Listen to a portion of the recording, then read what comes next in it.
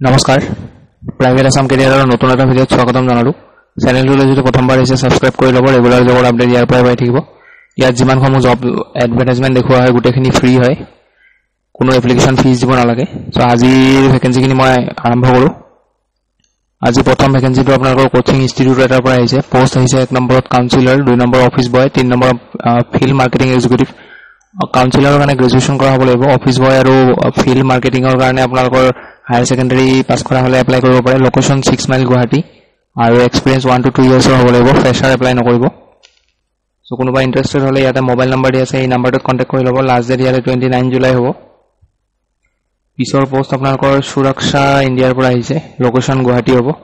post আহিছে telecaller কাম office executive female candidate হ'ব লাগিব তেওঁলোকক প্ৰিফাৰেন্স দিব মেলো এপ্লাই কৰিব পাৰে কিন্তু ফিমেলক আগত প্ৰিফাৰেন্স দিব আৰু নিজৰ ল্যাপটপ হ'ব লাগিব 2 নম্বৰ ভ্যাকেন্সিটো সেলস এক্সিকিউটিভ 2 হুইলাৰ হ'ব লাগিব নিজৰ 3 নম্বৰটো ডেলিভাৰী এক্সিকিউটিভ নিজৰ স্কুটি থাকিব লাগিব আৰু 4 নম্বৰটো অফিচ বয়ৰ কাৰণে হয় এই অফিচ বয়ৰ কাৰণে এটো মেট্ৰিক পাস কৰা হলে এপ্লাই কৰিব পাৰে ইয়াতে আপোনালোকৰ স্যালাৰি লগতে ৰিটায়াৰমেন্ট বেনিফিট লগতে leave plus PF plus ESI এখিনি আপোনালোকৰ বেনিফিট বা আপোনালোকে এখিনি পাব কোম্পানী ফালৰ পৰা ইয়াত কলিং নম্বৰ আৰু মেইল দিয়া আছে এপ্লাই কৰিবৰ কাৰণে লাষ্ট ডেট ইয়াৰে 30 জুলাই হ'ব পিছৰ পোষ্টটো আপোনালোকৰ 1 নম্বৰ পোষ্ট আছে marketing executive for sales of medical equipments qualification electronic ব্যাকগ্ৰাউণ্ডৰ হ'ব লাগিব 2 নম্বৰ পোষ্টটো আছে একাউন্টছ এসিস্ট্যান্ট এটো পোষ্টৰ কাৰণে বিকম নহলে এমকম কৰা হ'ব লাগিব আৰু নলেজ থাকিব লাগিব জিএসটি পিএফ ইএসআই ইউএ বিল টেলি আৰু লেজাৰ মেইনটেইন কৰিব জানিব লাগিব কোনোবা ইন্টাৰেস্টেড হলে মোবাইল নম্বৰ দি আছে কন্টাক্ট কৰি ল'ব লাষ্ট ডেট ইয়াৰে 30 জুলাই হ'ব পিছৰ পোষ্টটো আপোনালোকৰ Sahila expositions private limited Royal Enfield dealer এখনৰ পৰা আহিছে গুৱাহাটী হ'ব ইয়াতো মেল ফিমেল মেল ক্যান্ডিডেটৰ কাৰণে হয় 1 নম্বৰ পোষ্টটো টেলিকলাৰৰ ভ্যাকেন্সি এইচএস নহলে গ্ৰেজুৱেচন কৰাৰ লগতে কম্পিউটাৰ নলেজ থাকিব লাগিব 2 নম্বৰটো সাৰ্ভিস কনসালটেন্ট এইচএস নহলে গ্ৰেজুৱেচনৰ লগতে কম্পিউটাৰ লাগিব ইয়াতো আপোনালোকৰ যেটো এড্ৰেছ হয় হেতু 6 মাইল ভিআইপি ৰোড হাউস নম্বৰ 31 গুৱাহাটী 22 হ'ব সো এপ্লাই কৰিবৰ কাৰণে ইয়াতে মোবাইল নম্বৰ দিয়া আছে আৰু মেইল দিয়া আছে এপ্লাই কৰি ল'ব লাষ্ট ডেট ইয়াৰে 30 জুলাই হ'ব পিছৰ পোষ্টটো জ্যোতি ফাৰ্মাসিউটিকেলছৰ পৰা আহিছে পোষ্ট আহিছে একাউন্টছ এক্সিকিউটিভ পোষ্ট আপোনালোকৰ 2 to 3 পোষ্ট বুলি দিয়া আছে পে নেগোশিয়েবল হ'ব ইন্টাৰভিউ টাইমত ডিসকাস কৰি ল'ব age limit not more than 40 years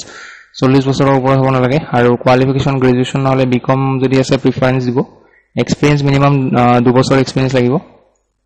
আৰু কিছুমান বেসিক নলেজ থাকিব লাগিব আপোনালোকৰ টেলি প্ৰাইমত আৰু basic knowledge of accounts and inventory in Tally Prime data entry like payment receive and journal entry bank reconciliation basic knowledge of GST এখিনি কাম আপোনালোকে জানিব লাগিব যদি ইন্টাৰেস্টেড হয় তেতিয়া হলে ইয়াত মেইল দিয়া আছে এপ্লাই কৰি ল'ব লাষ্ট ডেট হ'ব আপোনালোকৰ 12 আগষ্ট পিছৰ পোষ্টটো আপোনালোকৰ মেডটেক ডায়াগনস্টিকৰ পৰা আহিছে পোষ্ট আহিছে মাৰ্কেটিং মেনেজাৰ পোষ্ট দুটা পোষ্ট আছে এজ লিমিট 18 to 40 ইয়াৰ্ছৰ ভিতৰত হ'ব লাগিব আৰু কোৱালিফিকেশন গ্ৰেজুৱেচন কৰাৰ লগতে মিনিমাম 3 বছৰৰ এক্সপেৰিয়েন্স লাগিব স্যালাৰি 12000 ৰ পৰা 18000 ৰ ভিতৰত হ'ব আৰু আপোনালোকৰ কিছুমান স্কিল ইয়াতে দিয়া আছে এই পইণ্ট কিটা পঢ়ি চাব মই পইণ্ট বিলাক পঢ়ি দিলে ভিডিওটো বেছি দীঘল হৈ যায় কোনোবা এপ্লাই কৰিলে পইণ্ট বিলাক পঢ়ি চাব এপ্লাই কৰিবৰ কাৰণে আপোনালোকৰ মেইল আৰু কন্টাক্ট নম্বৰ দিয়া আছে লাষ্ট ডেট ইয়াৰে হ'ব 8 আগষ্ট পিছৰ পোষ্টটো মেৰিডিয়ান কিয়া নগাঁৱৰ পৰা আহিছে 1 নম্বৰ পোষ্ট আছে টেকনিশিয়ান 3টা পোষ্ট আছে এজ লিমিট 21 ৰ পৰা 40 ইয়াৰ্ছৰ লৈকে হ'ব আৰু কোৱালিফিকেশন আইটিআই কৰা হ'ব লাগিব আৰু মিনিমাম 3 বছৰ এক্সপেৰিয়েন্স লাগিব অটোমোবাইল ডিলাৰশিপত কাম কৰা 2 নম্বৰ ভ্যাকেন্সিটো হৈছে কাস্টমাৰ কেয়াৰ মেনেজাৰ সাৰ্ভিস ডিপাৰ্টমেন্টৰ কাৰণে এটা পোষ্ট আছে ফিমেলৰ কাৰণে হয় এজ লিমিট 21 ৰ পৰা 35 লৈকে হ'ব কোৱালিফিকেশন গ্ৰেজুৱেচন কৰা হ'ব লাগিব লগতে 3 বছৰ এক্সপেৰিয়েন্স লাগিব জব লোকেশন নগাঁও আৰু তেজপুৰ মাকলু নগাঁওৰ লগতে তেজপুৰতো আছে ভ্যাকেন্সি কোনো এপ্লিকেশন ফিজ দিব নালাগে কোনোবা ইন্টাৰেস্টেড হলে ইয়াতে কন্টাক্ট নম্বৰ দিয়া আছে আৰু মেইল দিয়া আছে এপ্লাই কৰি ল'ব লাষ্ট ডেট হ'ব ইয়াৰে আপোনালোকৰ 2 আগষ্ট পিছৰ পোষ্টটো আপোনালোকৰ গ্ৰীণ ভেলি গ্ৰুপৰ পৰা আহিছে 1 নম্বৰ পোষ্ট সেলস মেনেজাৰ এটা পোষ্ট আছে আৰু salary pay as per industry norms হ'ব কোৱালিফিকেশন গ্ৰেজুৱেচনৰ লগতে 5 বছৰৰ এক্সপেৰিয়েন্স লাগিব পিছৰ পোষ্টটো সেলস এক্সিকিউটিভৰ পোষ্ট হয় 10টা পোষ্ট আছে ইয়াতে আপোনালোকৰ কোৱালিফিকেশন অনলি ক্লাছ 10 পাস কৰা হলেও এপ্লাই কৰিব পাৰে ইয়াতে 10 প্লাস দিয়া আছে সো ইয়াতো experience in automobile commercial preferred ইয়াতে প্ৰিফাৰ্ড বুলিহে দিয়া আছে মানে ইয়াতে ফ্ৰেছাৰ এপ্লাই কৰিব পাৰিব আৰু আপোনালোকৰ যেটো জব লোকেশন এটো Green Valley Auto Works Jayanagar Tripura Road এটো হয় আপোনালোকৰ এড্ৰেছ সো কোনোবা ইন্টাৰেস্টেড হলে আপোনালোকৰ এই মেইলটো বায়োডাটা পঠিয়াই দিব আৰু যদি কিবা খুদিব লগা কোৱেৰি থাকে তেতিয়া হলে এই নম্বৰটো কন্টাক্ট কৰি ল'ব আৰু কোনে এপ্লাই কৰিব পাৰিব ইয়াত দিয়া আছে resident of Guwahati and nearest areas who can join us immediately so Guwahati আৰু গুৱাহাটীৰ আশেপাশে থকা যিবোৰ ক্যান্ডিডেট তেওঁলোকে এপ্লাই কৰিব আৰু যোনে ইমিডিয়েট জয়েন কৰিব পাৰে তেওঁলোকে এপ্লাই কৰিব লাষ্ট ডেট ইয়াৰে 30 জুলাই হ'ব সেইখিনি আছিল আজিৰ ভ্যাকেন্সি লগ পাম পুনৰ এটা